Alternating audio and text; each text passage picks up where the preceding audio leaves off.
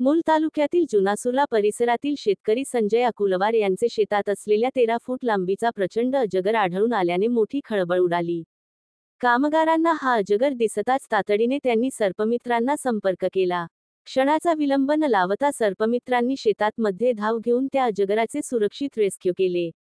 संजीवन पर्यावरण संस्थेचे सदस्य प्रशांत मुत्यार पवार, दिनेश खेवले व तरुण उपाध्ये यांनी सुरक्षितपणे पकडले. यावेळी त्या ठिकाणी जुनासुर्लाचे सरपंच रणजित समर्थ व गावकरी उपस्थित होते. हे घटनास्थळी दाखल झाले. त्यांनी अतिशय कौशल्याने व धाडसाने अजगराला सुरक्षितरित्या बाहेर काढून जंगल परिसरात सोडले. सर्पमित्रांच्या योग्य हाताळणीमुळे कोणतीही दुर्घटना न घडता अजगराचे सुरक्षित रेस्क्यू करण्यात आले.